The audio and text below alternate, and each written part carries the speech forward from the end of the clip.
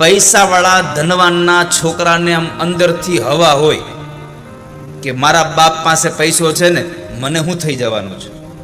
એટલે પૈસાવાળાનો છોકરો ગમે ત્યારે ભૂલ કરે એમાં નક્કી નહીં. જગતમાં સુખી કોણ છે એ કયો પેલા, હાલો લ્યો. ભગવાન માટલા જ ફોડી નાખતા, પણ ભગવાનનો એકમાત્ર ઉપદેશ હતો, એકમાત્ર સંદેશ હતો કે તમારા ઘરનું તમારા ઘરમાં ખવાવું જોઈએ. મેં હંમેશા કહ્યું છે કે ભગવાન પાસે કોઈ દિવસ સુખ માંગવું નહીં, કારણ કે સુખ હોય તો એની હારે જોડાયેલું છે દુઃખ. જેમ દિવસની હારે રાત્રિ જોડાયેલી છે, તડકાની હારે છાંયો જોડાયેલો છે. જેને કોઈ ન સ્વીકારે એને મારો મહાદેવ સ્વીકારે છે. મહાદેવજીના મંદિરે તાળા મારવાની જરૂર જ નથી.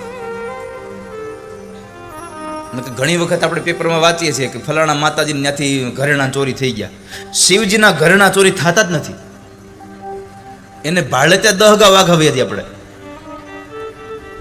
આ દુનિયામાં જેને કોઈએ ન સ્વીકાર્યા એને મારા મહાદેવજીએ સ્વીકાર્યા, એને ભગવાન મહાદેવે સ્વીકાર્યા છે.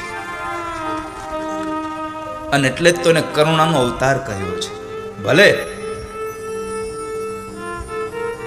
લયના દેવતા છે, આ સૃષ્ટિનો નાશ કરનારા છે ભગવાન મહાદેવજી, પણ છતાં પણ કરુણાનો અવતાર. સ્મશાનમાં ગયા હોય તે નથી આપણે કહેતા, એટલે આપણે વયા જવું, હું આપણું આ હારે આવશે, પડ્યું જ રહેવાનું બધું. તો અત્યારે વયા જાય તો કથામાં વયા જાય કે ભાઈ ભગવાનની હારે.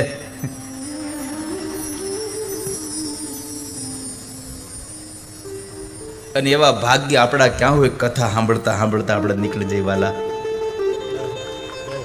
મેં તો ભગવાનને હંમેશા વ્યાસપીઠથી પ્રાર્થના કરી છે, પ્રભુ મૃત્યુ દેજો તો એવું દેજો કે ભાગવતજી ગોદમાં હોય અને ઠાકોરજી બોલાવી લે. બસ ભાગવતજીની સેવા કરતો હોઉં ને ઠાકોરજી બોલાવી લે. રૂકમણીએ ભગવાનને કહ્યું છે કે ભગવાન લેવા આવો ને તો જેવા તેવા ટાઈમે લેવા આવતા નહીં. 7 શ્લોકોનો પત્ર લખો અને એમાં ભગવાનને કીધું તમે લેવા આવો તો જેવા તેવા ટાઈમે લેવાય ન આવતા, પણ એવા ટાઈમે લેવા આવજો કે હું પવિત્ર બની અને મનથી સ્વસ્થ હોઉં અને તમારા મંદિરમાં બેઠો બેઠો હું તમારા નામની માળા જપતો હોઉં. આવા સમય મને લઈ જજો. હું હોસ્પિટલની ગંધારી પથારીમાં પડ્યો હોઉં, મારા મળમૂત્રનો ત્યાગ થઈ જતો હોય, હું અપવિત્ર હોઉં અને ચિંતાતુર હોઉં, આવા સમય મને લેવા ના આવતા. ભગવાનને પ્રાર્થના કરજો, પ્રભુ લેવા આવો ને તો હું જ્યારે મારું મૃત્યુ આવે ત્યારે મારા મોઢા પર આનંદ હોય અને મને લેતા જજો. બસ હસતા હસતા મને મરવું આ ગમે ને એવું જીવન મને આપજો.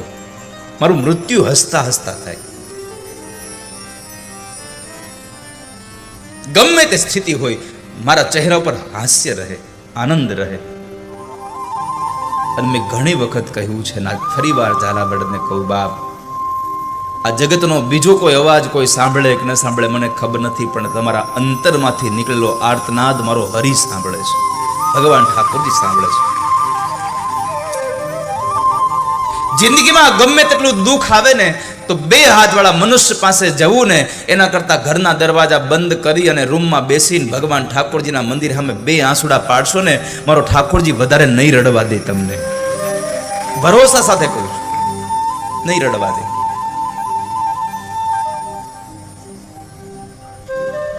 ભગવાન બહુ દયાળુ છે અને પ્રાર્થનામાં તાકાત જ એટલી છે કે તમે ગમે ત્યાંથી પ્રાર્થના કરો પણ પહોંચી જાય છે મૂળ જગ્યાએ. તમે ગમે ત્યાંથી કરો પ્રાર્થના અને પ્રાર્થનાનો સ્વીકાર કર્યા વગર ઠાકોરજી રહી નથી શકતા. આપણે સ્કૂલમાં જ્યારે ભણતા ને ત્યારે સ્કૂલોમાં સુંદર મજાના એવા સુવિચારો લખેલા હતા રોજ રોજ. એમાં એક સુવિચાર મને આજ હું જે પ્રાથમિક શાળામાં ભણતો ત્યાં લખેલો હતો.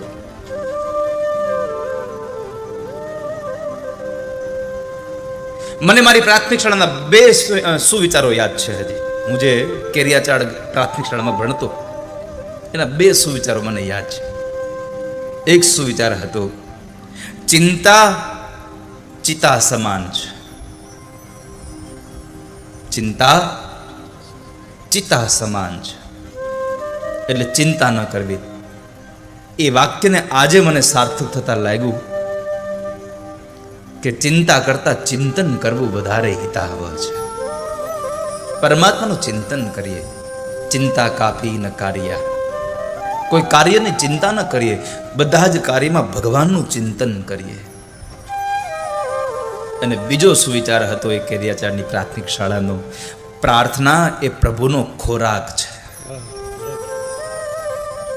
પ્રાર્થના એ પ્રભુનો ખોરાક છે. એટલે પ્રાર્થના કરશો તો પરમાત્મા સ્વીકારશે, પ્રભુ સ્વીકારી લેશે, એમાં સંશય નથી વાલા.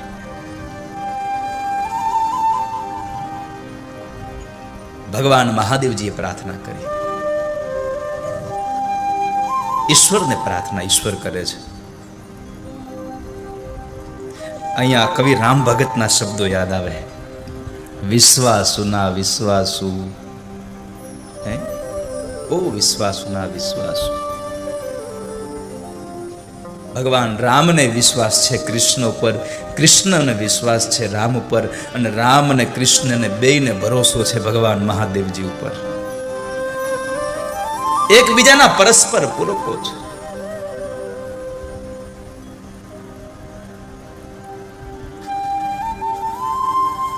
તો ભગવાન મહાદેવજી પ્રાર્થના કરે છે,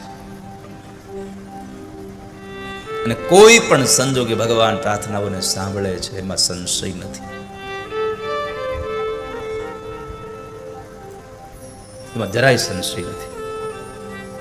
મારો કહેવાનો ભાવ છે કે અંતરમાંથી પ્રાર્થના નીકળે ને તો મારો હરિ સાંભળે છે વાલા, ભગવાન સાંભળે છે. એક વાત કહું બહેનોને બધાને, કે છોકરું બહુ રડતું હોય ને બધું થતું હોય ને, તો આ મરચાં અને રાઈ ને બધું અગ્નિમાં નાખીને પાડોશીને હેરાન કરવાને એના ધોવાડાથી, એના કરતા એકાદું ભગવાનના ગીતનું સ્મરણ કરાવજો. કદાચ હું ભરોસા સાથે કહું છું, ઠાકોરજી તમારા છોકરાને શાંત કરી દેશે. દાદાની દયા યુટ્યુબ ચેનલને સબસ્ક્રાઇબ કરો અને બાજુમાં બેલ આઇકોન ઓલ પ્રેસ કરવાનું ભૂલશો નહીં, જેથી બધા પહેલા અને આ જગતમાં પવિત્રમાં પવિત્ર કોઈ વસ્તુ હોય તો જ્ઞાન છે. નહીં જ્ઞાનેન સદૃશમ પવિત્રમ નિહ વિદ્યતે. આ દુનિયામાં જ્ઞાન સિવાય કોઈ બીજું વસ્તુ પવિત્ર નથી જ્ઞાન જેવી. જ્ઞાન જે પવિત્ર છે, અને જ્ઞાન જેવું ધન પણ કોઈ નહીં. તમારી પાસેથી બીજું કોઈ ધન હોય તો કોઈક લઈ જાય, માગી જાય, બધું કરી જાય, બધું કરી જાય, પણ જે સમયે તમારી પાસે જ્ઞાન રહ્યું એ જ્ઞાન કોઈ લઈ નહીં જઈ શકે. જ્ઞાન કોઈ નહીં લઈ જઈ શકે. એક ભગવાનનો સાધક હતો જગદીશભાઈ, અને એવી સાધના કરે કે એણે એક મીંદડીને વશ કરી લીધેલી. કે જ્યારે સાધના કરવા બેસે ત્યારે મીંદડીના માથા ઉપર દિવેટિયું મૂકીને દીવો કરે. એટલે એના મિત્રો પછી મળે, એટલે એ મિત્રો એ કહે કે ભાઈ સાધના એવી કરી મેં મીંદડીને વશ કરી નાખી. તો એનો મિત્ર કે ભાઈ તમે મીંદડીને હું વશ કરી? અરે મીંદડી હું ન કહું ત્યાંથી ઊભી ન થાય, અને એના માથા પર દીવો રાખીને હું સાધના કરું. એમ તો તમારી મીંદડીના દર્શન કરવા પડશે. કે તમારા તો દર્શન કરવા જ જોઈએ, પણ તમારી મીંદડીના દર્શન કરવા જોઈએ. કે એનામાં આટલી બધી સ્થિરતા ન, કે એનો સ્વભાવ છે આમથી આમથી કુદાકુદ કરવાનો, વયો જવાનો, હાલવાનો, ચાલવાનો, બેહે નહીં એક જગ્યાએ. સાંજના સમય બરાબર એ ભાઈ સાધનામાં બેઠા હતા, અને આ ભાઈ આવ્યા, દઈને જોવે, બરાબર જોયું, બરાબર આ માણસ સાધનામાં બેઠો છે, પેલી મીંદડીની સામે બેઠી છે, એના માથા પર દીવો છે, આટલી બધી સાધના, આ મીંદડીનો સ્વભાવ બદલી નાખ્યો. અને પછી ભાઈએ નક્કી કર્યું કે હવે આનું કંઈક કરું. અને પછી થેલીમાંથી એક ઉંદડો કાઢીને આમ ઘરમાં વેતો મૂક્યો, અને એ જે વાહે મીંદડીએ તરાપ મારી છે, દીવો ઉડીને સીધો સાધકના ખોળામાં. મારે મૂળ એ કેવું છે કે અસલી રૂપ પ્રગટ થયા વગર રહી ન શકે વાલા. સ્વભાવ તમારો જે અસલી બહાર ન આવ્યા તેવું રહી જ નહીં. પણ બને ત્યાં સુધી જીવનમાં અપેક્ષાઓ ઓછી રાખવી, આશાઓ ઊભી ઓછી કરવી, કારણ કે આપણા બીજા જન્મનું મૂળ કારણ છે આપણા જીવનની આશાઓ, આપણી તૃષ્ણાઓ, આપણી અપેક્ષાઓ એ આપણો બીજો જન્મ કરાવે છે. કારણ કે ભગવાને નક્કી કર્યું છે કે જેટલા લોકોની જે ઈચ્છા છે એ મારે પૂરી કરવાની, ઈચ્છા ન રહે એને મોક્ષ આપી દેવાનો, જેની ઈચ્છા ન હોય એને મોક્ષ આપવાનો.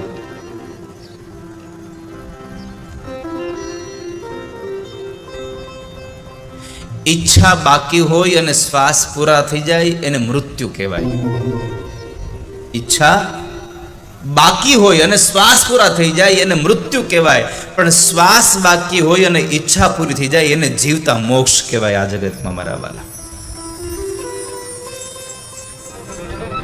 તમારા હાથમાં રહેલો કાંટો, નાની ઈયળને તમે ભરાવતા હો ને તો તમને ખબર ન હોય આ કાંટો કેટલી વેદના આપે, પણ તમે હાયલા જતા હોય ને પગમાં જેમ કાંટો ખૂંચી જાય ને પછી ખબર પડે કાંટો કેટલું દુઃખ આપે છે.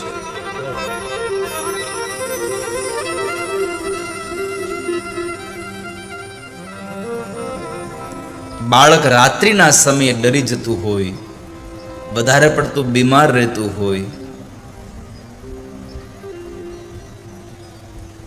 તો એવા બાળકો માટે કોઈ વિદ્વાન બ્રાહ્મણને બોલાવી અને વિધિવત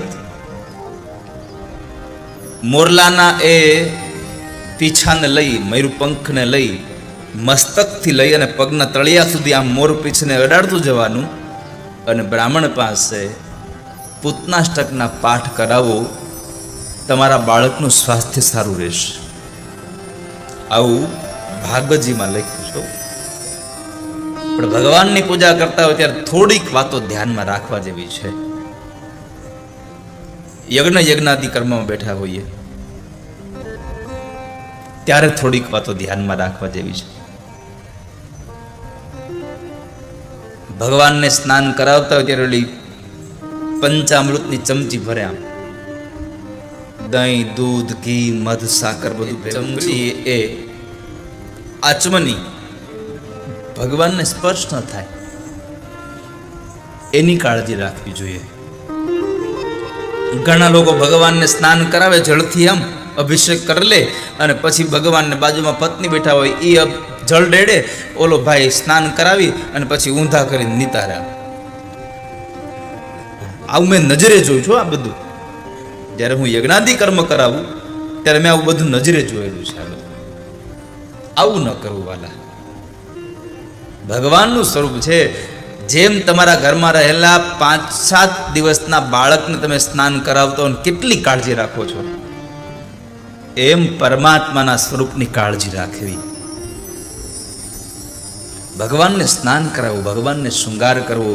અને હું ભરોસા સાથે કહું છું, તમે ભગવાનની મૂર્તિને શૃંગાર કરો, ઠાકોરજી તમારી જિંદગીને શૃંગારથી ભરી દેશે વાલા. જેટલો શૃંગાર કરો એટલો ઓછો પડે, જેટલો શૃંગાર કરો એટલો ઓછો પડે. અને બાઘ પહેરીને જાણે આમ આમ આમ રાજા મહારાજા બેઠા એવું લાગે. 3 પ્રકારની સેવા જગતમાં વખણાય છે: વિતજા, તનુજા અને માનસી. 3 સેવા છે. જેની પાસે પૈસા હોય, કંઈક જો ભગવાનનું મંદિર બનતું હોય કે જે કંઈ ભગવાનના શૃંગાર થતા હોય તો એની અંદર આપણે સેવા કરીએ અને ભગવાનને અર્પણ કરીને ભગવાનની સેવા કરી લઈએ. એ વિતજા સેવા છે. તનુજા સેવા, આપણે કદાચ પૈસાથી સેવા નથી કરી શકતા તો તનથી સેવા કરીએ. જ્યાં મંદિર બંધાય છે ત્યાં આપણે થોડા તગારા ઉપાડી આવીએ, થોડીક ઈંટો અંબાવી આવીએ. અરે ભગવાનનું મંદિર નિર્માણ થઈ ગયું છે તો ભગવાનના મંદિરને સફાઈ કરવાનું કામ કરીએ ક્યારેક. અને સૌથી મોટી જો કોઈ સેવા હોય તો પૂજારીની સેવા છે. ભગવાન ઠાકોરજીના મંદિરને ચોખ્ખું કરવું, એમાં સંજવારી કચરો કાઢવો એ બહુ મોટી સેવા છે. ભગવાનના દર્શન કરવા જઈએ તો ભગવાનના મંદિરના પિલ્લર હોય, ભગવાનના મંદિરના દરવાજા છે, સમય રહે ને તો કપડાથી બધું સાફ કરતું આવવું, એકાદી વખત દરવાજો સાફ કરવો, બીજે દિવસે ગયા છે તો પિલોર સાફ કરવો, જાળીઓ સાફ કરવી. આવી સફાઈનું કામ કરીએ, ઠાકોરજી રાજી થશે.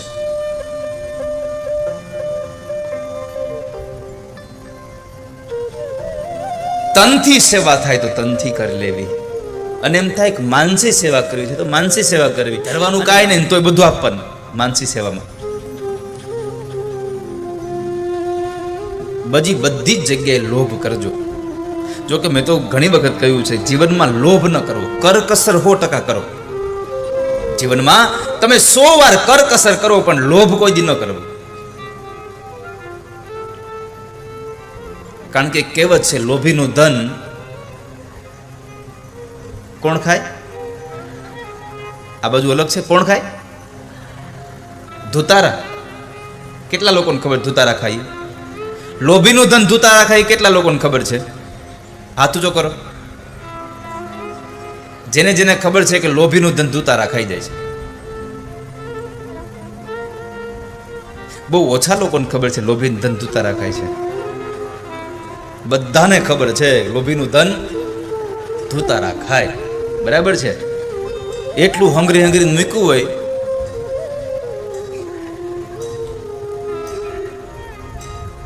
જમીનમાં ખાડા ખોદીને મૂકી દીધું હોય, અને પછી વાપરી ન ગઈ, પછી મરી જાય, પછી સાફ થઈને એની માથે બેહે પાછું. જ્યાં ખાડો ખોદ્યો ત્યાં જ બેઠો હોય. મારું ધન ન અડવું જોઈએ કોઈ કે. જિંદગીમાં કરકસર કરજો, લોભ ન કરતા વાલા કોઈ દિવસ. લોભ ન કરશો ક્યારેય. અને એમાંય ભગવાનની સેવા પૂજામાં લોભ શું કામ? કોઈ દિવસ ન કરો લોભ ભગવાનની સેવા પૂજામાં. પરમાત્મા માટે તો જેટલું થાય એટલું વધારે કરીએ. સેવાના કાર્યમાં, સદકર્મમાં તો જેટલો રૂપિયો વપરાય એટલો આપણે વાપરીએ. જીવનમાં કરકસર કરજો, લોભ ન કરતા કોઈ દિવસ. એક ભગવાનનો ભક્ત હતો ને, બરાબર સેવા પૂજા કરે તેમાં ભગવાનને દૂધ ધરવું પડે, કેસર પધરાવવું પડે, ફ્રૂટ ધરવું પડે, ડ્રાય ફ્રૂટ ધરવું પડે, આ બધું આપવું પડે. એટલે એને જામ્યું નહીં બરાબર.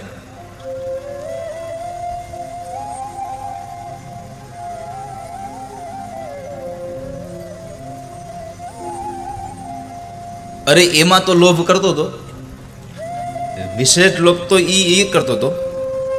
શેઠને એને બરાબર નિયમ હતો રોજનો નિયમ કે ભગવાનના દીવાબત્તી કરીને પછી જ ઘરેથી નીકળવું અને દુકાને જઈને દીવાબત્તી કરવા. પણ એક નિયમ હતો હારે, દીવો પ્રગટાવે, પૂજા કરે, પ્રાર્થના કરે, જેવી પ્રાર્થના પૂરી થાય ને મંદિરમાંથી નીકળવાનો સમય થાય એટલે દીવાને ફૂંક મારીને ઠાર નાખે. ફૂંક મારીને દીવો ઠાર નાખે. આ એનો નિત્યક્રમ.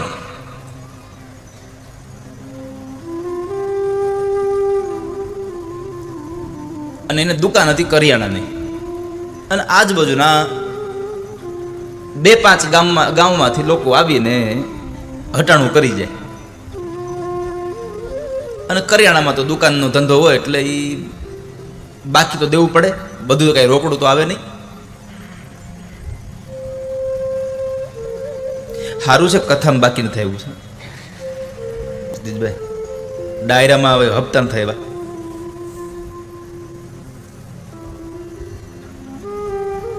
અત્યારે તો તમે ગમે તેની પાસે કામ કરાવજો એટલે કે 50% પહેલા એડવાન્સ આપવા પડશે. કોઈ પણ સંસ્થામાં જાઓ, કોઈ પણ તમે એજન્સી પકડો, એ રસોઈ બનાવવાવાળા હોય, મંડપવાળા હોય, ગમે હોય. કારણ કે બધા શું છે, દૂધના ડાજેલા પછી છાશે ફૂકીને પીવે. તો બાજુના ગામમાંથી 2-3 ગામ આઘું હશે, 6-7 કિલોમીટર ગામ દૂર હશે, ત્યાંથી એનો એક ગ્રાહક હતો. એ બચારો ઘણું બધું બાકીને લઈ ગયેલો અને શેઠને કીધું, શેઠ ઉઘરાણી તમારે લેવા આવવાની છે, હું દેવા નહીં આવું. એટલે એનો ભાવી હતો કે તમે ઈ બાને મારી ઘરે આવો, એમ કહેવાનો મિનિંગ કે તમે ઈ બાને મારી ઘરે આવો ને તમે જે દિવસે ઉઘરાણી આવો ને તેથી બપોરે તમારે મારી ઘરે જમવાનું છે, હું જવા નહીં દઉં. શેઠ કે કાંઈ વાંધો નહીં, હાલ ને ભાઈ, આ વખતે તારી બહુ ભાવ છે તો ઉઘરાણીના બાને તારી ઘરે જમી જઈશ અને હું આવી જઈશ, કઈ વાંધો નહીં.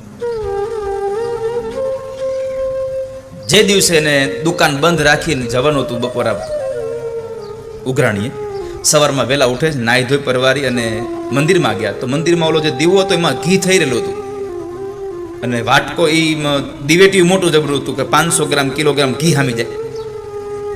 એટલે શેઠે બરાબર એને સાફ કરી નવું ઘી આખું પૂરી 500 ગ્રામ નવી વાટ મૂકી, દીવો પેટાવ્યો અને ભગવાનને પ્રાર્થના કરી અને ઘરવાળાને કીધું, સાંભળ્યું મારે નાસ્તો નથી કરવો. હો કેમ? અરે મારે બપોરે જમવાનું બહાર છે, એટલે મારે બપોરે બહાર જમવાનું છે, એટલે સવારે નાસ્તો ઘરે નથી કરવો. એટલે મારી રસોઈ બપોરે બનાવતા નહીં અને હાજનું હું આવીને કહું તો બનાવજો.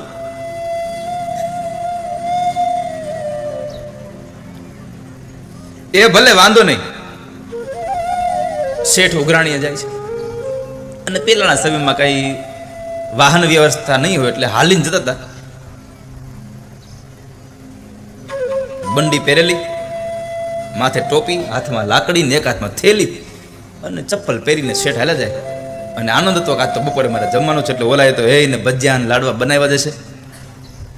આમ વિચાર કરતા કરતા નીકળી ગયેલા અને 3-4 કિલોમીટર હાલી ગયા પછી યાદ આવ્યું કે લે, આ ઉતાવળમાં એક કામ તો ભૂલી ગયો કે આજે જ હજી નવું દિવેલ 500 ગ્રામ કરતા વધારે નાખ્યું છે અને દીવો ઠારવાનું ભૂલાઈ ગયું. હવે શેઠ ઉભા રહી ગયા, આમ સ્થિર. હવે કરું હું? જો પાછો જાવ તો આ ઉઘરાણી વાળાનો વાયદો આજનો છે, તો એને બાનું મળી જાય કે તમે ન આવ્યા એટલે મેં પૈસા બીજે વાપરી નાખ્યા, હવે 15 દિવસ પછી આપીશ. અને જો હું આજ ઉઘરાણીએ જાઉં તો ઓલું મારું ઘી બળી જાય.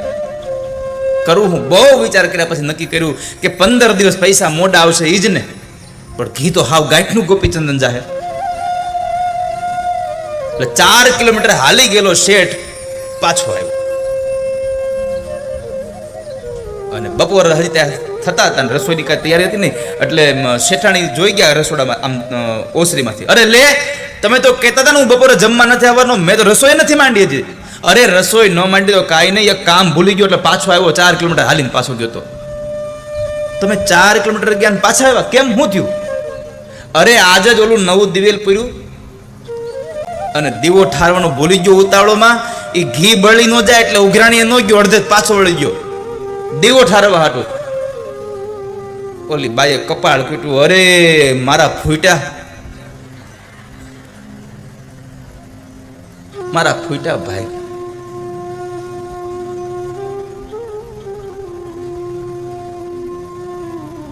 શેઠાણી કે કેટલા વર્ષ થયા લગ્નના? 15 વર્ષ. તો 15 વર્ષમાં તમે મને ઓળખી નહીં? અરે તમે ઉતાળમાં વહી ગયા, હું ઘરનું કામ કરતા કરતા બરાબર ઓરડામાં ગઈ અને બરાબર નજર મારી મંદિરમાં ગઈ, દીવો ચાલુ તો મેં ઠારી નાખ્યો છે કે તમે મને ન ઓળખા? અરે તમે આ 4 કિલોમીટર હાલીને ગયા, 4 કિલોમીટર હાલીને આવ્યા અને હજી પાછા તમે હાલીને જાઓ અને હાલીને આવશો. આ તમારા પગના ચંપલા કેટલા ઘહાઈ જાય. તે ઓલો કે હું તને ન ઓળખું, તું મને ક્યાં ઓળખીશ? કે કેમ? એ કે વળતા હું ચંપલ હાથમાં લઈને આવ્યો છું. કે હવે આને પછી મોંઘવારી નડે કોઈ દી? પણ જીવનમાં બાપ કોઈ દી લોભ ન કરશો. લોભ એ પાપનું મૂળ છે. લોભથી જ પાપ ઉભો થાય છે.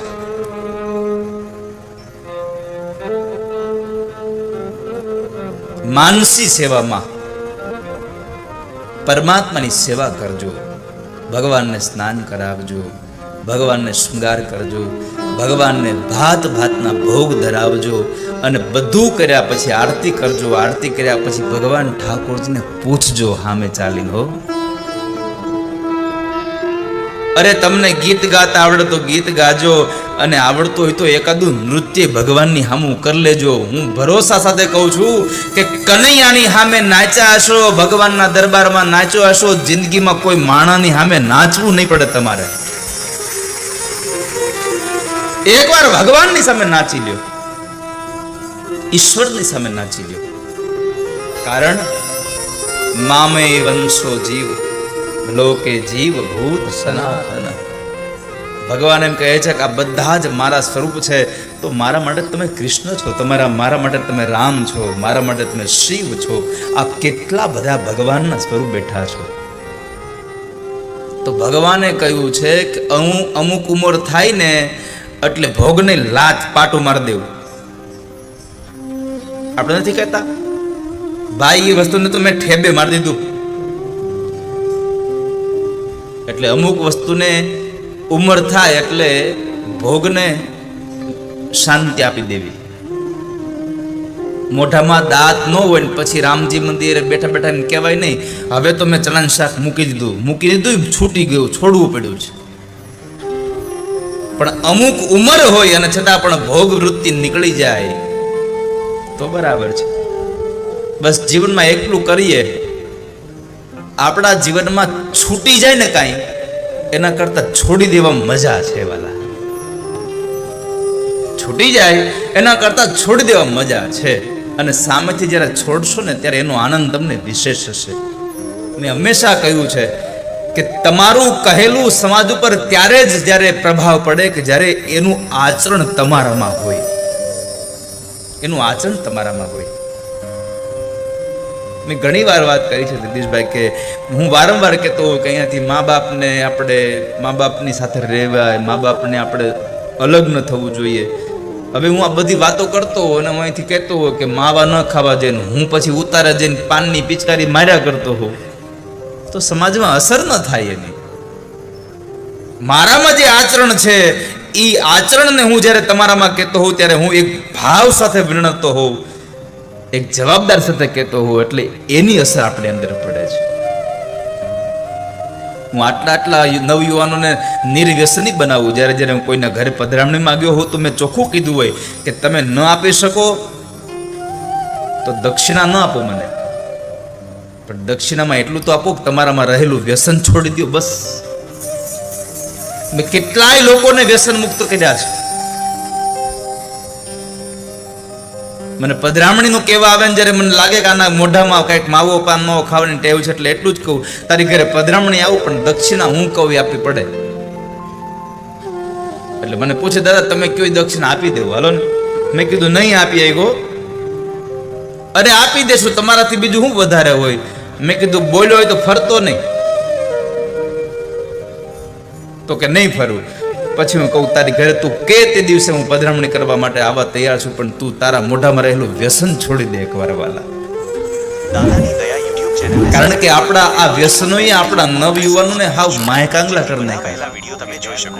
ઓલ પ્રેસ કરવાનું ભૂલશો નહીં. અને અત્યાર સુધી તો પાન બીડીના સિગારેટના વ્યસનો હતા ત્યાં સુધી તો વાંધો નહોતો. અત્યારે તો હવે દુશ્મનો એટલા વધતા ગયા છે સમાજમાં. તમે જુઓ તો ખરા અમુક વ્યસન એટલું કરે એ હારી મજા નથી કરી શકતા. પછી અમુકને પાન માવા ખાય ને એટલા આમ ઓલા થઈ ગયા હોય મોઢા, એ કોઈ દી પાણીપુરીની મજા જ ન જીવી શકે કોઈ દી. એને પાણીપુરી ને પીવી પડે. અમુકના મોઢામાં તો રોટલીનું કોળિયું નથી તો હવે એને ચમચીમાં ઘોટીને પીવો પડે. શું જિંદગી છે આવી. મારી પ્રાર્થના છે નવયુવાનોને, ખાવા જેવી વસ્તુ ક્યાં ઓછી છે આ જગતમાં, પીવા જેવી વસ્તુ ક્યાં ઓછી છે જગતમાં.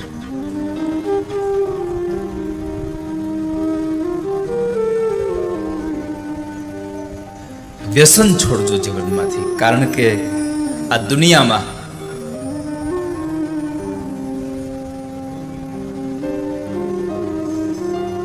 વ્યસન કરવાથી માણસ અધોગતિને પામી રહ્યો છે.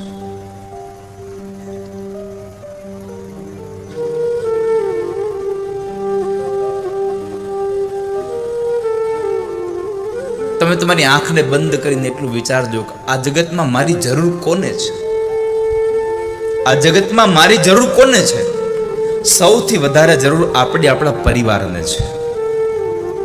અને પરિવાર માટે પણ તમે જો સારું જીવન ન જીવી શકો ને તો એવા લોકોનો કોઈ દી ભરોસો ન કરો, કારણ કે જે પરિવારનો ન થાય ને બીજા કોઈનો ન થાય કોઈ દિવસ આ દુનિયામાં. જે પરિવારનો ન થાય કોઈનો ન થાય. તમે પાન માવા બીડી સિગારેટ પી અને જ્યારે બીમાર પડશો ને પલંગમાં પડ્યા હશો ને તમને રોગ આવી જશે અને ત્યારે સગા સંબંધી ખબર કાઢવા આવશે શું કહેશે ખબર છે? શું કહેશે? ખાટલાની પાંગત પાસે બેહી જાહે, થોડુંક ટેબલ આગવું હશે તો નજીક લઈને બેસે પાછો ઢવડી. આ બધાય અનુભવ્યું છે. એ દૂર નહીં બેહે, નજીક બેસે. આમ અને નજીક આવીને આપણે પલંગ પાસે આવીને આપણને આમ હાથ અડાડી કે ભાઈ ચિંતા કરતો નહીં, અમે બેઠા છીએ. એટલે આનો અર્થ શું થયો? તમે તું જા, તું જગ્યા ખાલી કર, અમે બેઠા છીએ. પણ જગતમાં જરાક નજર કરી જુઓ કે જેટલા લોકો એમ કીધું કે અમે બેઠા છીએ અને જે માણસ ગુજરી ગયો પછી એના છોકરાઓ નાના હતા એ છોકરાઓની ફી કોઈ દી ભરી શિક્ષણની?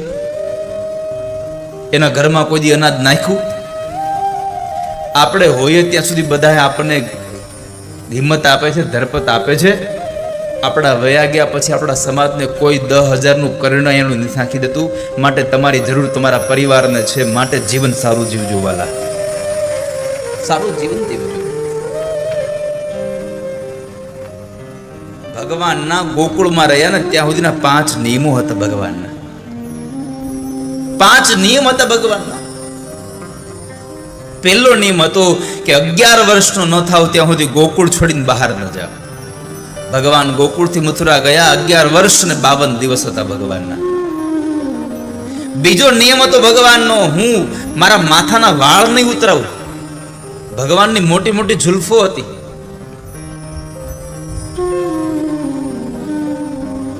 ત્રીજો નિયમ ભગવાનનો હતો, હું સીવડાવેલા વસ્ત્રો ધારણ નહીં કરું. ચોથો નિયમ હતો, હું વ્રજમાં રહી ગોકુળમાં રહી જેટલા અસુરોને મારું હાથમાં હથિયાર ધારણ નહીં કરું. અને 5મો નિયમ હતો કે જ્યાં મારી ગાયો ઉઘાડા પગે ચાલતી હોય ત્યાં હું પગમાં પગરખા નહીં પહેરું. ભગવાન વૃંદાવનમાં રહ્યા ત્યાં સુધી ચાકડી નથી પહેરી ભગવાને. અને ભગવાને ચાકડી નથી પહેરી એટલા માટે જ આજની તારીખે પણ આપણે વૃંદાવનમાં જઈ ગોકુળ મથુરામાં જઈ અને ઓલી રમણ રેતીમાં આપણે આળોટીએ છીએ. અમારો ઠાકોરજી ખુલ્લા પગે ચાલ્યો હતો, અમારો હરિ ઉઘાડા પગે ચાલ્યો. રમણ રેતીનો મહિમા છે. આપણે જઈએ તો આમ મુઠ્ઠા ભરી ભરીને માથે નાખીએ છીએ વ્રજમાં. અને વ્રજ એટલે શું? બ્રહ્મના તળિયાની રજ એ જ મારું તમારું વ્રજ છે બાલા. ભગવાનના તળિયાની રજ છે એ મારું તમારું વ્રજ છે. તો ભગવાને તૃણાવર્તને ના પાડી કે મારા નિયમ છે. જુઓ ભગવાન અહીંયા નિયમની વાત બતાવીને મને તમને બતાવ્યું છે જીવનમાં નિયમ તો રાખવો જ. નિયમ વગરનું જીવન બ્રેક વગરની ગાડી જેવું છે, ગમે ત્યાં ભટકાઈ દે.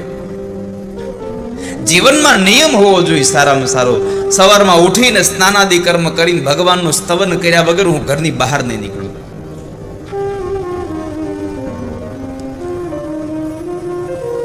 બ્રાહ્મણોનો નિયમ હોવો જોઈએ સવારમાં હું સંધ્યા વંદન કરીશ. આપણો નિયમ હોવો જોઈએ સવારમાં મુઠ્ઠી ચણ હું ચકલાને રેટ નાખીશ, હું ગાયોને રજકો નાખીશ, ગાયોને લીલું ઘાસ નાખીશ, મારા મા બાપને વંદન કરીને ઘરેથી નીકળીશ. જીવનમાં એક નિયમ હોવો જોઈએ કે જેથી કરીને આપણું જીવન સારું બને. ભગવાને પણ નિયમની વાત કરી છે.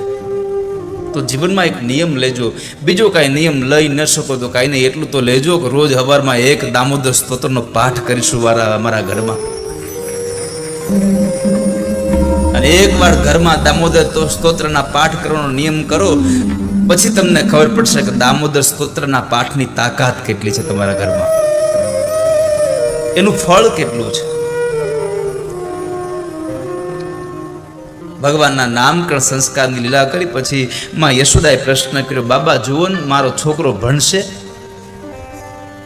બાબા કહે છે, અરે યશોદા, તમારો છોકરો ભણશે ખરો ને આખી દુનિયાને ભણાવશે ખરો. બરાબર. હવે બાબા જરાક ઈ જોઈ દો, મારા છોકરાને લગ્ન થાય તો એને ઘરવાળી કેવી મળશે? અમારે હાહુ વહુને બેને ભળશે? હા, જગદીશભાઈ ઘણી વખત કહેતા હોય છે કે અત્યારે દીકરા દીકરીની કુંડળી મેળવવી એના કરતાં હાહુને અને કન્યાની કુંડળી મેળવવો એટલે બધું આવી ગયું. ઈ બેને ભળે એટલે આખી દુનિયાને ભળે.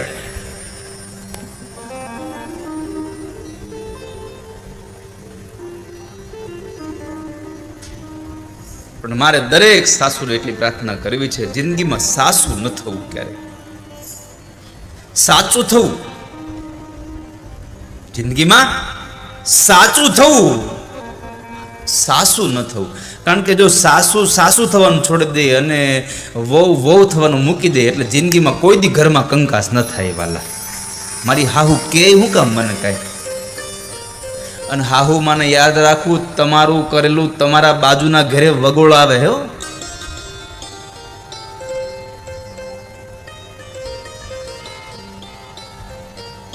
જ્યારે તમારા ઘરમાં દીકરાની વહુ આવી જાય ને પછી અમુક રીતે આપણે અમુક વસ્તુ છોડી દેવાની.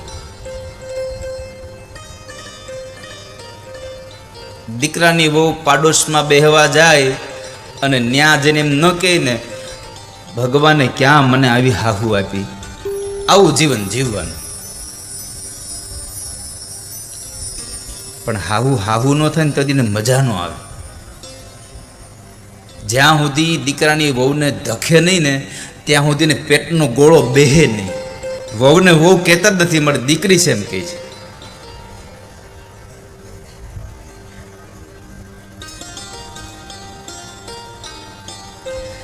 સાસુને છે ને વહુને ધખવાનો ઢઢો બહુ હોય.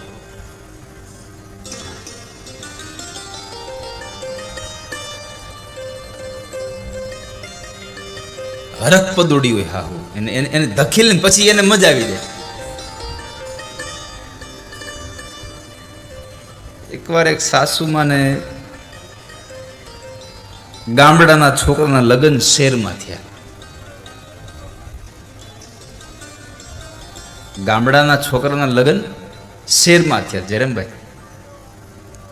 અને છોકરી ભણેલી ગણેલી અને બહુ સંસ્કારી ઘરની દીકરી, એટલે કંઈ કેવું પડે એવું નહીં.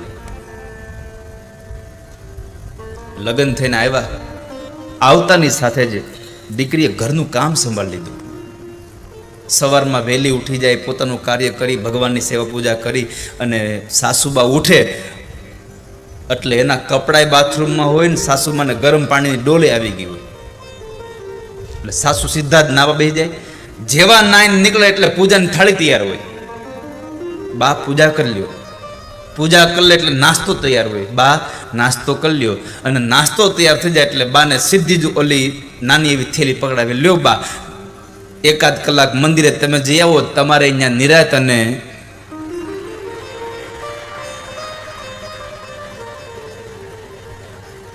તમે લોકો સમજદાર બહુ છો.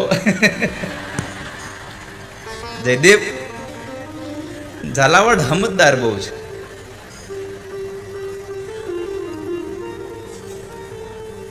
મેં ખાલી કીધું તમારે અહીંયા શાંતિ તો સમજી જાઓ, અમારે અહીં શાંતિ એમ.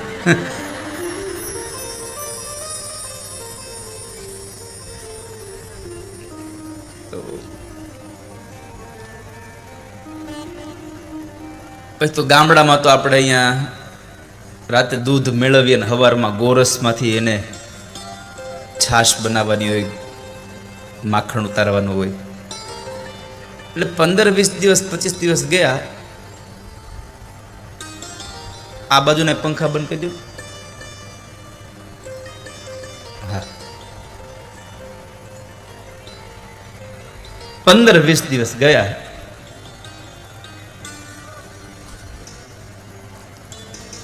એટલે એ સમયે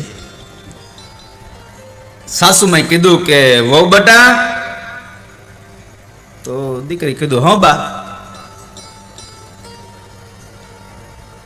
આજે છાશ વલોવી નાખજો. એ હા. હવે દીકરી છાશ વલોવા બેઠી. હવે શહેરમાં તો કાંઈ એટલું બધું આપણે દૂજાણું હોય નહીં, એટલે એટલું બધું જાજુ તો કાંઈ માખણ ને એવું હોય નહીં. અને આમ તો દહીં આટલું કમ થયું એટલે સીધું બ્લેન્ડર જ મૂક્યું હોય, એમાં માખણ ઉતારવાનું હોય નહીં કઈ. તો અહીં તો મોટી ગોરસની ગોળી હતી અને વલણું ચાલુ કર્યું. હવે આટલું બધું માખણ શું કરવાનું એની ખબર ન હોય.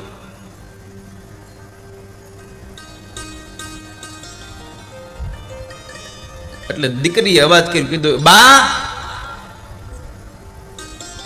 આ માખણનું શું કરવાનું છે? અને એકાદ મહિનાનો ડૂચાળો ચડેલો, ગોટો ચડેલો ખીજાવાનો, એ આજ મેળ આવ્યો. કારણ કે એ જે દીકરી હતી એના ઘરવાળાનું નામ, એટલે કે આ માજી હાહુના છોકરાનું નામ હતું માખણલાલ. અને ડોશીમાં કીધું, એ છોકરી ભલે શહેરમાંથી આવી હો, ભલે ભણેલી ગણેલી, છોકરાનું નામ નહીં લેવાનું તમારે બહુ. અને પેલા નામ લેવાતું નહોતું ને, એ તો હવે નામ લેવાની સિસ્ટમ આવી. અને આવી એટલે હાવ આવવા વાળી આવી. 2-3 વખત વધારે જો પ્રેમથી બોલાઈ ગયું તો ઓલાને ડોલમાં ભરવો પડે, ગળી જાય હાવ એટલો હાલો. તો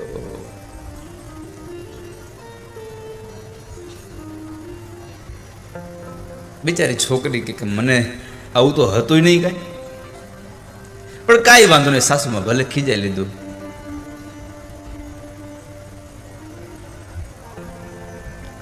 સાસુમાને ગોળો બેહી ગયો, ખીજાઈ લીધું.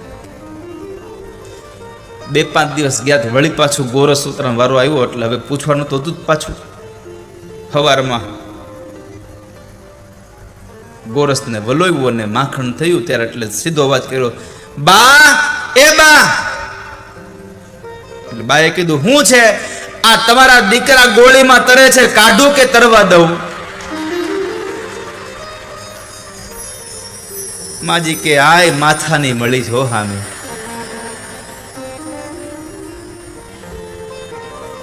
એટલે યશોદાજીએ પ્રશ્ન કર્યો કે મને મહારાજ જોઈ દો ને જરાક, મારે દીકરાની વહુ મળશે, લગ્ન થાય તો વહુ કેવી મળશે?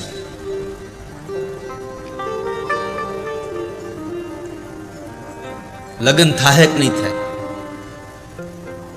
ગરગાચાર્ય મહારાજે કુંડળી માંડી આમ વેઢા ગણે, 2 હાથના પૂરા થઈ ગયા, પાછા ચાલુ કર્યા અને ચહેરા ઉપર આમ ગંભીરતા થઈ ગયા. આવું મારું કે મારા ગણિતમાં ભૂલ હોય નહીં અને આવું કેમ થાય છે?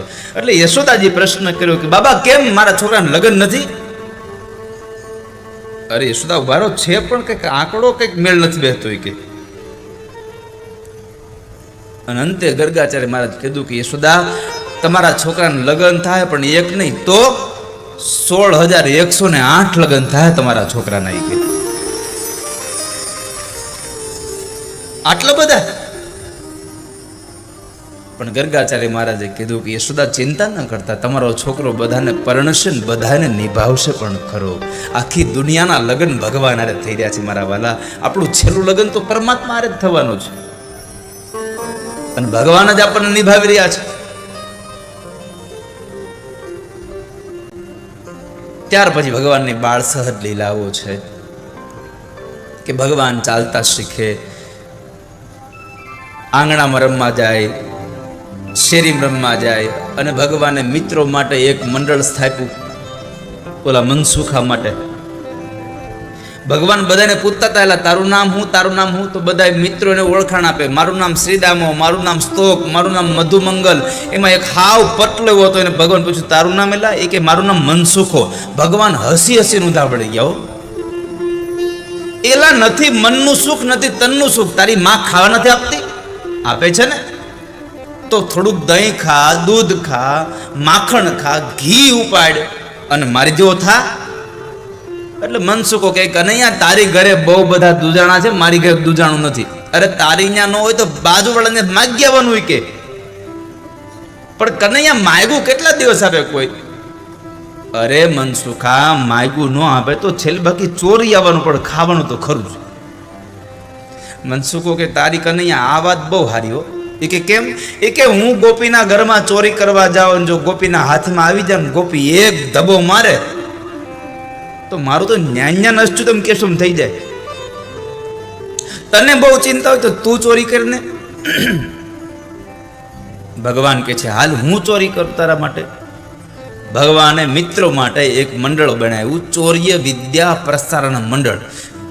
આ દુનિયાનું સૌથી પહેલું વહેલું મંડળ ભગવાન કૃષ્ણે સ્થાપ્યું. પછી ગોપી મંડળ, ગોપા મંડળ, ભોપા મંડળ બધું પછી આવ્યું. બધું પછી આવ્યું.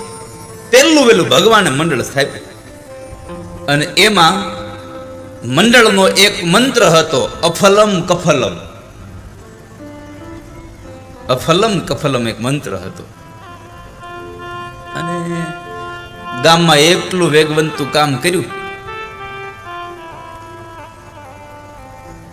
કે ઘરે ઘરેથી માખણ ચોરી લે અને ભગવાન માટલા ફોડી નાખે.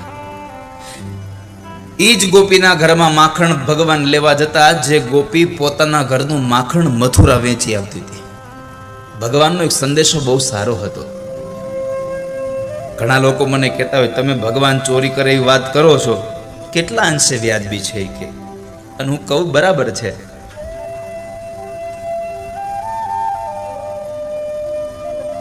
ભગવાને ચોર હતા, ઘણા તો કહેતા હવે ચોરી તો ભગવાને કરતા હતા, આપણે ન કરાય કે? અરે ભગવાન ચોરી નથી કરતા વાલા, ભગવાન ચોરી નથી કરતા. આ દુનિયામાં આપણું ક્યાં કાંઈ છે? જે છે બધું ભગવાનનું છે. અને માલિક પોતાનું એની પાસે લઈ લે તો એમાં કાંઈ ચોરી કરી થોડી કહેવાય. એ તો ભગવાનનું છે ને ભગવાન લઈ લીધું છે. જે ગોપી પોતાના ઘરનું માખણ પોતાના છોકરાઓને પોતાના પરિવારને ન ખવડાવે મથુરા વેચી આવતી, ઈ ગોપીના ઘરનું માખણ ભગવાને ચોરી લીધું છે. એના ઘરના માખણ ભગવાને ખાધા છે, એના માટલા ફોડ્યા છે.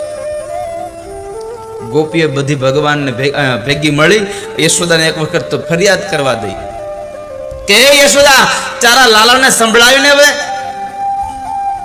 અમારા ઘરમાં આવીને ચોરી કરી જાય છે, તારો છોકરો ચોર બની ગયો છે. અને યશોદાજી એ ગોપીઓ, મારા ગરીબડાનો છોકરો છે એને તમે ગાળો ન દો હો. ચોર કઈ કઈ ગાળો ન દેતી. અને તમે અત્યારે બધી ચોર કહેવા માંડો તેની છાપ ખરાબ થઈ જાય, પછી લગ્નમાં કોઈ છોકરી ન દે.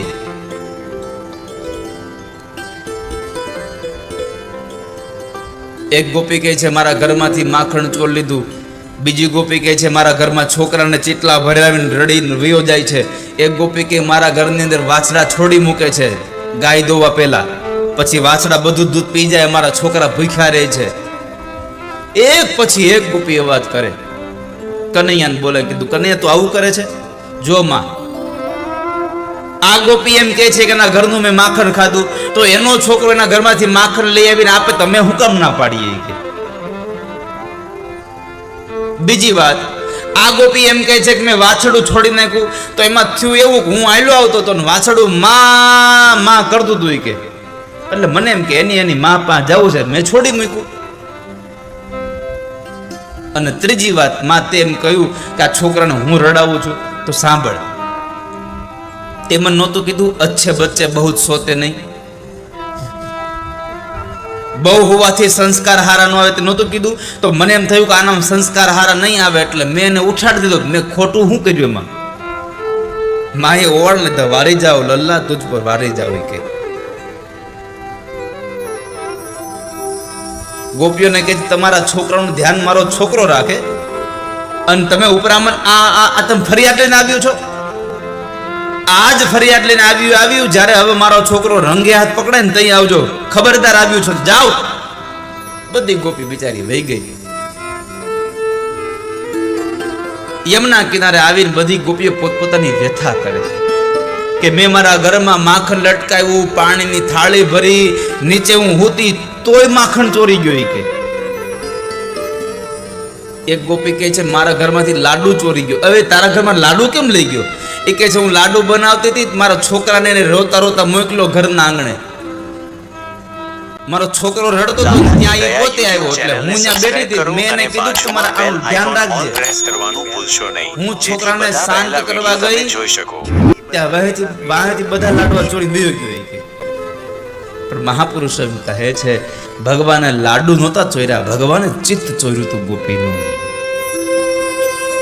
માખણ નથી ચોર્યા ભગવાને ચિત્ત ચોર્યું છે ઘણી બધી ગોપીઓ તો એવી છે કે જેને ખબર હતી કે આજ મારા ઘરનો વારો છે એટલે ઘરના એક ખૂણામાં સંતાઈ જાય અને કૃષ્ણ આવીને માખણ ખાતા હોય દ્રશ્યને જોઈને ગોપી રડી રડી અને પોતાના જીવનને ધન્ય બનાવે છે કે આજ કૃષ્ણએ મારા ઘરનું માખણ ખાધું છે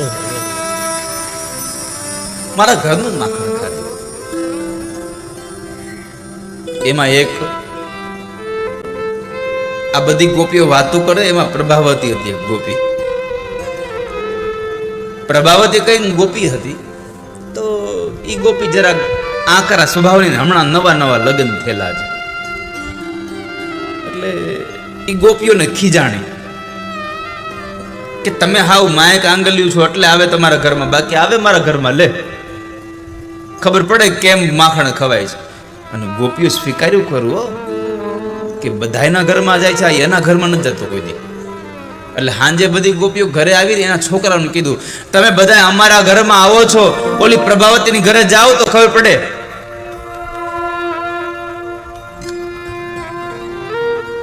એટલે આ છોકરાએ સવારમાં ઉઠીને કનૈયાને વાત કરી કનૈયાને આવીને કીધું કનૈયા અમારે તને એક વાત કરવી છે કન્યું કે બોલો બોલો શું વાત કરવી છે તે એક ગોવાળે ભગવાનને કહેવા માટે ગાયું ને એક ભગતે એનો ભાવ રખી કનૈયા આપણે આજે ઘર તોડવાનું છે જેના માખણ બહુ છે ઘરમાં કન્યો કે ઈ કોણ છે વળી ઈ કોનું ઘર છે હવે જુઓ ગોવાળી આવે એની હું એની આઈડેન્ટિફિકેશન કરાવે છે એની ઓળખાણ કરી નવીન હમણાં પરણીને આવી છે અને કોઈની બોલાવી નથી થતી કે આખો દી મિજાજમાં ફેર્યા કરે છે અને અમુક ને બોલાવવા ન થાય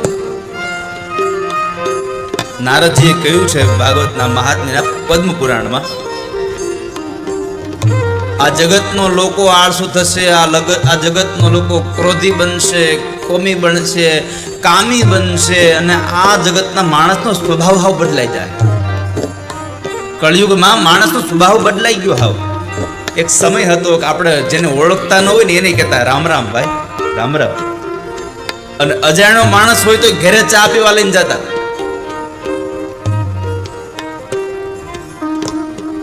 અને ચા પીવા લઈને જતા એને જમાડતા એને હારે બેસતા અને અત્યારે તો કોઈને બોલાવ્યું ન થાય ગામના ચોરે નીકળ્યા હોય ને કીધે બેઠા છો ને તો તું કેતો ઊભો થઈ જાવ કે લે અરે દેતવા તારે ઊભું નથી થવું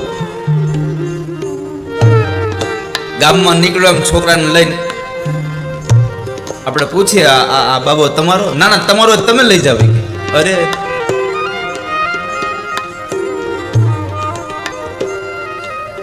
બાપુ જય સિયારામ तुम संसारी सन्यास में क्या जानो जाने આપણી હાટુ એને ભેખ લીધો હોય આપણાથી કંટાળ્યા હોય અત્યારના માણસને બોલાવ્યો નથી થતો આમાં મળ્યો પૂછવું હોય આપણે કે જયદીપ ક્યાંથી આવે છે ચૂલામાંથી કે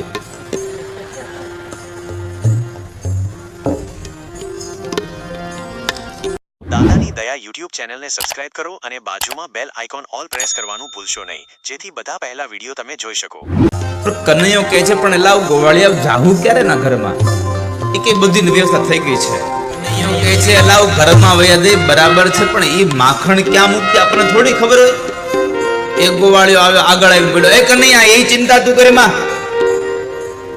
ખૂણે ખૂણેથી ગોતીને લઈ આવશો અમે અને પછી ઘર વચ્ચે માખણ ને મિશ્રી ઓંદાડશું બધા કે હા ખૂણે ખૂણેથી શોધીને અમે લાવશું માખણ મિશ્રીને સાકર ઉલાડશું અને આ બધું ખાધા પછી એક જ કરવું છે છેલ્લી વાત કરી બધી વાત સાચી હાલો કદાચ આપણે એના ઘરમાં માખણ ખાવા જાય કદાચ કનૈયા એકાદા પકડાઈ જાવું તો કનૈયો કહે છે એની ચિંતા કરો માં હવે તમે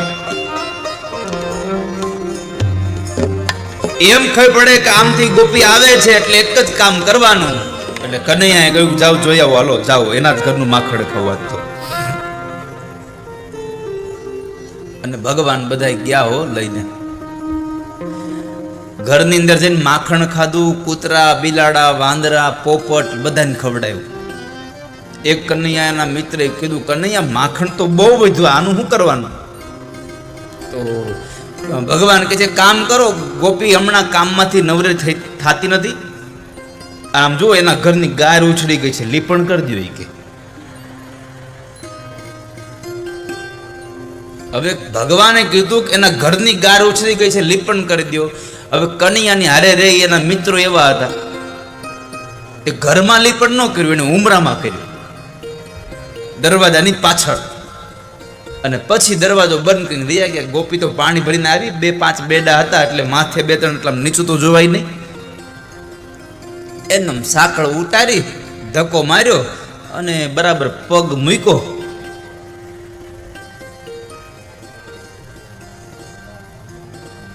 માખણમાં પગ જાય પછી શું થાય ને એનું વર્ણન ન હોય, એની અનુભૂતિ હોય, ખાલી એની અનુભૂતિ થાય.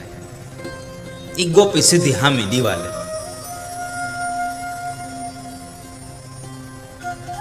પણ ગોપી માથાની હતી એટલે એને યુક્તિ કરી હવે આને પકડે પાર છે. એટલે એને બરાબર તાજું માખણ ઉતાર્યું, ઘરમાં ઉપર લટકાડ્યું. અને ભગવાનને સમાચાર મળ્યા કે આપણે પ્રભાવતી પાછું માખણ ઉતાર્યું. ભગવાન કે હાલો હાલો એના ઘરનું. એક ગોવાળ્યો કે એ કન્યા હવે રેવા દે, દેવ ડેરા મૂકીને હનુમાનની અડફેટે રેવા દે ને કનૈયા. ના ના ના, આજ માખણ ખાવું તો પ્રભાવતીના ઘરનું, નકર માખણ જ નહીં, જાવ. પણ ગોપીએ યુક્તિ કરી હતી કે પોતાના પાણેરામાં રહેલા માટલાને લઈને ઘરમાં હંતાઈ ગઈ હતી.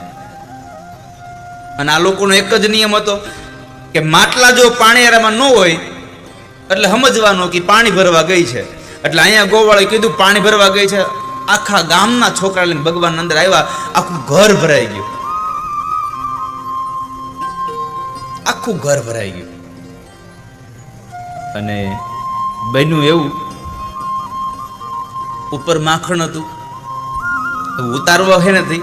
એટલે ભગવાને નક્કી કર્યું એક કામ કરો છોકરાઓ, નીચે 5-7 જણા નમી જાઓ, એના ઉપર 5-6 ચડી જાય, એના ઉપર 4-5 ચડી જાય, એના ઉપર 3-2 ચડી જાય. એમ કરતા કરતા ભગવાન ઉપર ચડ્યા અને આમ શીકું પકડ્યું અને આમ બરાબર હજી તો આમ ઉતારવા જાય ત્યાં ખૂણામાંથી પ્રભાવતી બોલી, એ ઉભા રહેજો બધા હો હમણાં.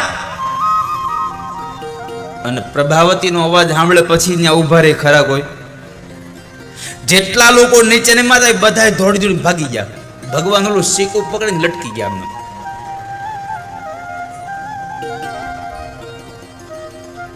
ભગવાન કહે છે આજ હાથમાં આવી ગયો.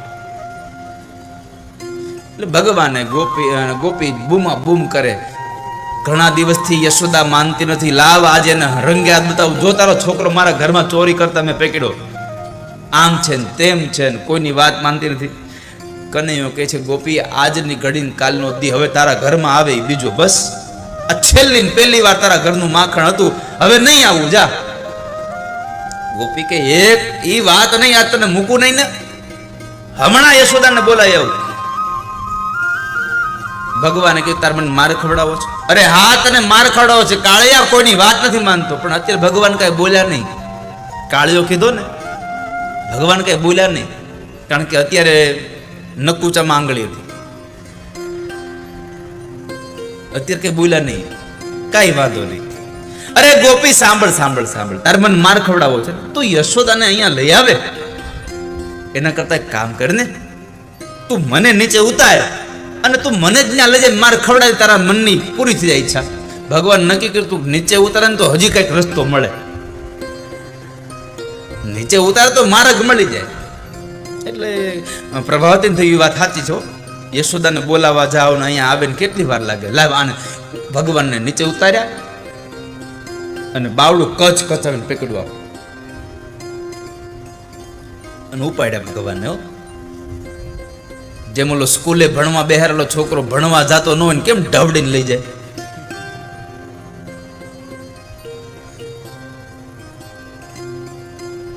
એક સમય તો એવો હતો કે છોકરા ગામડામાં જો ભણવાનું આવ્યા હોય તો 3-4 છોકરાને બોલાવવા મોકલે, જાઓ છોકરાઓ બોલાવ્યા હોય. એ બોલાવવા મોકલાતા ખાલી એને કીધું કે તને સાહેબ બોલાવે, એ તો ટીંગા ટોળી કરીને લઈને આવે ગામમાંથી. ટીંગા ટોળી કરીને લઈને લઈ આવે.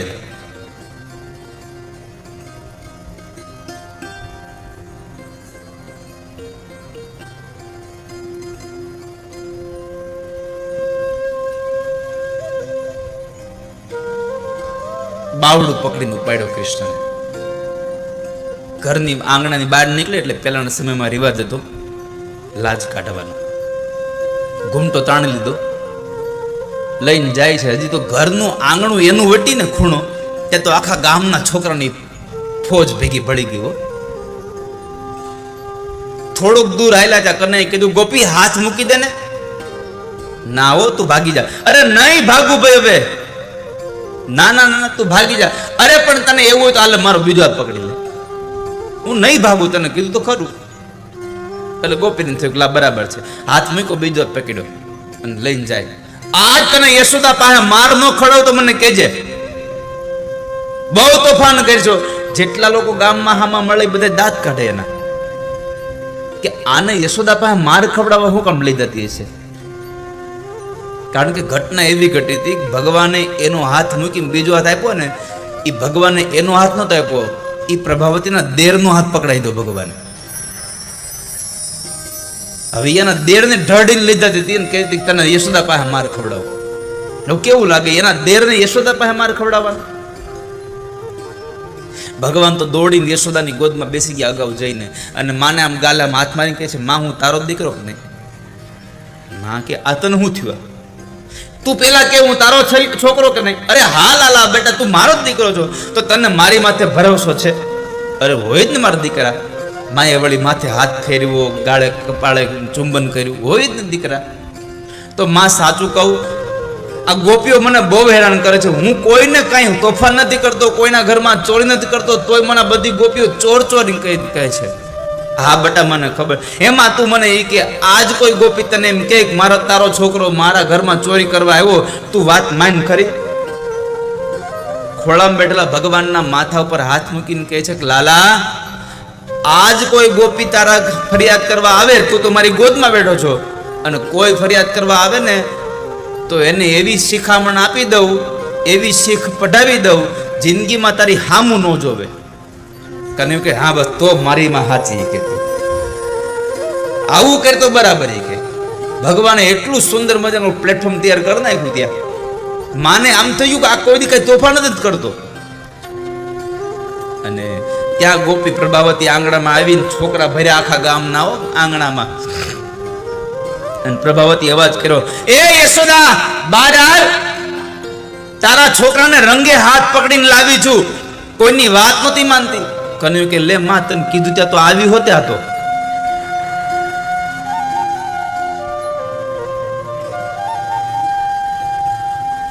ચાલલા જઈએ.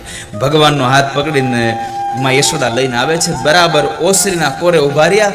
જમણી બાજુ ભગવાન ઉભા છે. માનો સાડીનો છેડો ભગવાન મોઢામાં નાખ્યો છે.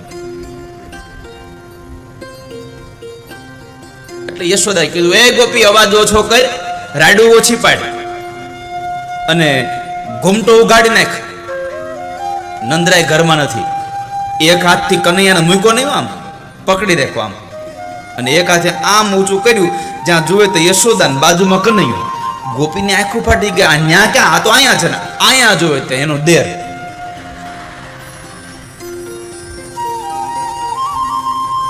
બિચારી શરમને લઈને નીચે જોઈ જાય છે, કાંઈ બોલી ન શકી. ત્યારે માં યશોદા ખૂબ ધમકાવી એને. એટલે કાંઈ બોલ્યા વગરની બિચારી વયું જવું પડ્યું. પણ જતા જતા એના કાનના એલા દેરના કાનમાં કહી દે કે મુવા તું ઘેરાવ્યા, બધા ધંધા તારા છે, તું ઘેરાવ્યા. ગોપી ગઈ, ઓલા ગોવાળા છોકરા બધા નીકળી ગયા. ભગવાને કીધું માં હું રમવા જાઉં. જો લાલા રમવા જા, તોફાન તોફાન નહીં કરો. દાદાની દયા યુટ્યુબ ચેનલને રમવા સબસ્ક્રાઇબ કરો અને બાજુમાં બેલ ભગવાન આઇકોન રમવા ઓલ માટે પ્રેસ નીકળ્યા. કરવાનું ભૂલશો નહીં માં યશોદા જેથી ઘરમાં બધા ગયા. પહેલા ઓલી વિડીયો તમે ગોપીએ જે જોઈ હાલે શકો. જતી હતી પ્રભાવતી, ભગવાન દોડતા દોડતા બીજી ત્રીજી મકાન શેરીઓમાંથી વટીને ભગવાન આવ્યા ચોકમાં હામાં, અને આમ ગોપી બરાબર ચોકમાં આવી ભગવાન અંગૂઠો બતાવ્યો, લે ખવડા લીધો મારે, મને માર ખવડો તો કાં તારે? એટલે ગોપી વળી પાછી ક્રોધમાં આવીને કે કાળિયા તું આજ છટકી ગયો છો, પણ જો કાળિયા તને માર ન ખવડાવ ને તો મારું નામ પ્રભાવતી નહીં. ભગવાનની આંખોનો રંગ બદલી ગયો. ભગવાન કે એ પભલી,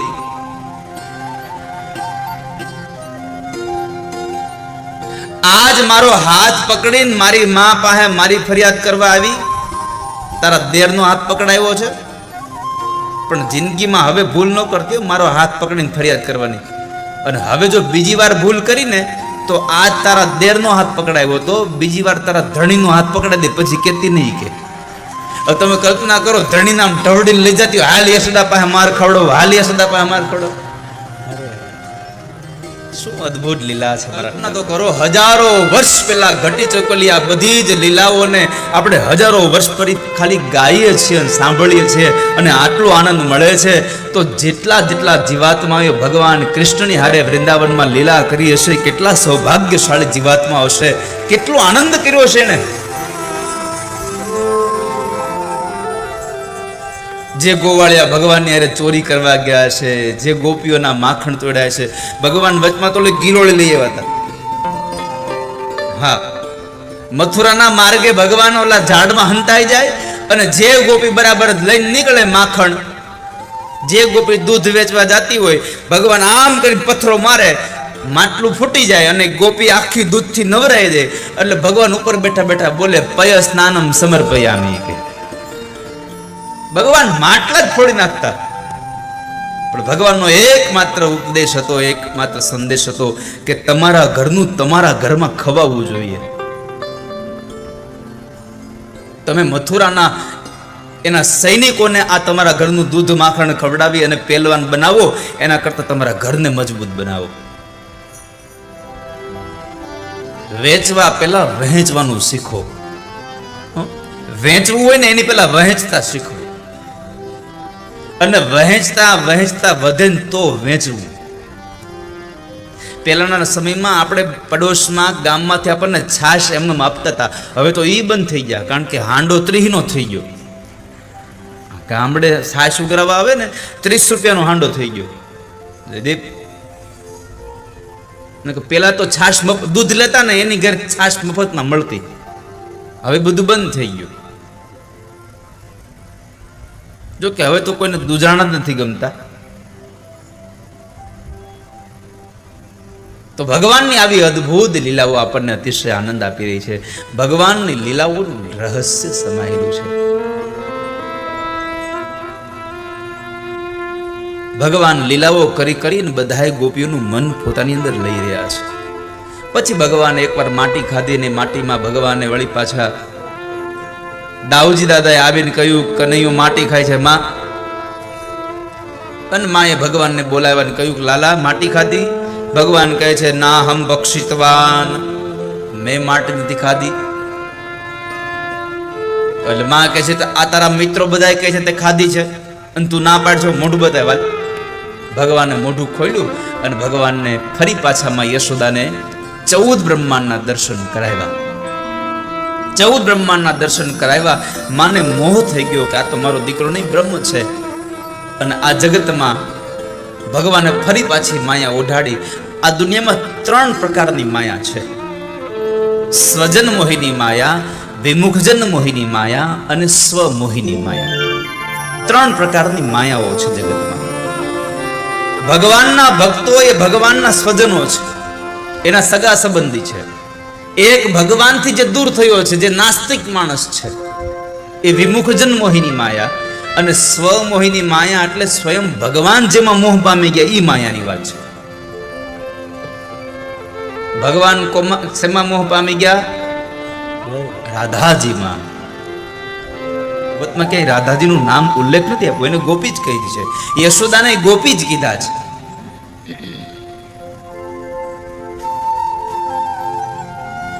એક જગ્યાએ માતા એવું લખ્યું છે, અનયા અન્યા આરાધિતો એમાંથી રાધા શબ્દને ઉદ્ભવ કર્યો છે. અને રાધા એટલે શું તો કહે છે કૃષ્ણના પ્રેમની અવિરત ધારા એટલે રાધા છે. તમે જેમ વાલિયા લુટારામાંથી વાલ્મીકી બની ગયા, શું કામ? એને મરા મરા મરા મરામાંથી રામ રામ રામ ઉદ્ભવ થયું. એમ ધારા ધારા ધારા બોલશો ને તો એમાંથી રાધા રાધા રાધા નામનો પ્રેમ ઉદ્ભવ થશે. વાલા, એમાંથી રાધા નામ ઉદ્ભવ થશે, પ્રેમ ઉદ્ભવ થશે. તો એવી રાધાજી છે. અને એ રાધા ભગવાન કૃષ્ણને બહુ પ્યારા છે, બહુ પ્યારા છે.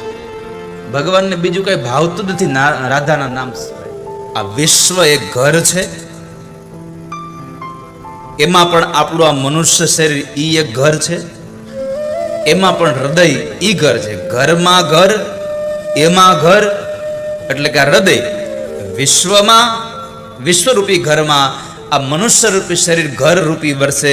અને આ મનુષ્ય શરીર રૂપી ઘરની અંદર એક હૃદય રૂપી ઘર છે, અને એની અંદર દામોદર રહે છે. વાલા, ઘરમાં ઘર, એમાં ઘર, એમાં વસે દામોદર, એમાં પરમાત્મા રહે છે. આ કથા મને તમને કળયુગમાં થોડીક સ્પર્શ કરે છે. આપણાથી પાપ થઈ જાય છે, આપણાથી ભૂલ થઈ જાય છે, આપણાથી ગુનો થઈ જાય છે. એની પાછળના આ 4 કાર્યો બહુ મહત્વના છે. આપણે ભૂલ કરીએ છીએ ને એનું મૂળ કારણ આ 4 છે. પહેલું કારણ એ છે ધનદાત્મજો. પૈસાવાળા ધનવાનના છોકરાને આમ અંદરથી હવા હોય કે મારા બાપ પાસે પૈસો છે ને, મને શું થઈ જવાનું છે. એટલે પૈસાવાળાનો છોકરો ગમે ત્યારે ભૂલ કરે એમાં નક્કી નહીં. બીજું, રુદ્રસ્ય અનુચરો. સારી સત્તા તમને મળી હોય ને ત્યારે તમને અભિમાન હોય કે મારી પાસે સત્તા છે, મને બધા ઓળખે છે, મારું શું થઈ જવાનું છે. એટલે તમે ગમે ત્યારે ગુનો કરી દેશો. ત્રીજી વાત છે વારુણી મદિરામ પિત્વા. નશો કરેલો માણસ ગુનો કરે ગમે ત્યારે. અને છેલ્લે સ્ત્રીના રૂપની અંદર મોહિત થઈ ગયેલો માણસ. સ્ત્રી જનેર નુગાયદ ભીશ્ચેરતુ પુષ્પિતે વને. સ્ત્રીના સંગમાં હતો એટલે જરાક અહંકાર હોય અને પોતાની બડાઈ દેખાડવા માટે ગમે ત્યારે ગુનો કરે. તમે એકલા ગાડી લઈને જતા હો અને ટ્રાફિકમાં તમારી ગાડીને ટુ વ્હીલને તમારા સાયલેન્સરે કોઈ પાછળની ગાડી વાળાનું આગલું ટાયર અડે તો જરાક વાંધો નહીં એમ કહીએ. પણ જેવી ઘરવાળી બાજલ બેઠી હોય ને જતા હોય અને જરાક કોઈ કે જો જરાક સાયલેન્સર પાસે મોટી ઓલી ગાડી અડે એટલે પાછું વાળું જોવે એની દશા આખી અલગ હોય. કારણ કે સ્ત્રી હારે છે અને સ્ત્રી પાસે મારું નીચું ન પડવું જોઈએ. એટલે અહીંયા કહ્યું સ્ત્રીનો સંગ હતો, વારુણી મદિરા પીધું હતું, રુદ્રના અનુચરો હતા અને ધનવાન કુબેરના દીકરા હતા. આ 4 વસ્તુ એ કાર્ય હતી. એક વસ્તુ હોય તો પાપ ગુનો થઈ જવાની શક્યતા છે. આ તો 4 વસ્તુ હારે થઈ. એટલે નારદજીનું અપમાન થયું. નારદજીએ શ્રાપ આપ્યો કે તમે જળની જેમ ઉભા તો ઝાડવા થશો જાઓ. અને એ જે ઝાડ થયા હતા એને આજ ભગવાનને મુક્ત કર્યા. અને એ મુક્ત બન્યા સાથે ભગવાનને પણ આ જગતમાં સુખી કોણ છે એ કયો પેલા હાલો લ્યો. સુખી છે કોઈ? જેને સંતોષ છે એ સુખી છે. બાકી સંતોષ નથી એની ઘરે કરોડો હું અબજો રૂપિયા હોય તો સુખી નથી. જેને સંતોષ છે એ સદા સુખી છે. સંતોષી નર સદા સુખી. માટે જીવનમાં સંતોષ રાખવો. એક વખતના સમયે બ્રહ્માજીને મોહ થયો. ભગવાન જે વાછડાઓ ચરાવવા જતા હતા તો એકવાર ભગવાને કહ્યું કે બાળકો, મિત્રો, આપણે આવતીકાલે કામ કરી, આપણે વન ભોજન કરીએ. જો આ વન ભોજનનો પેલો વેલો દાખલો બેહેર હોય તો ભગવાને હો. આ બધું ક્રાંતિ ભગવાને કરી છે. એ તો આપણને એની લીલા દેખાય છે. એને તો આપણને જગતને બધું આપતા જ ગયા છે. અને કૃષ્ણએ જે ક્રાંતિ કરી છે એવી ક્રાંતિ અત્યારનો કોઈ છોકરો કરવા જાય ને તો તરત સમાજના લોકો કે હવે કાલ હવારનું 2 ચોપડું ભણ્યું એમાં માંડ્યો બધું બોલવા. હમણાં કથા આવશે આગળ, 2:30 વાગે કથા આવશે આગળ.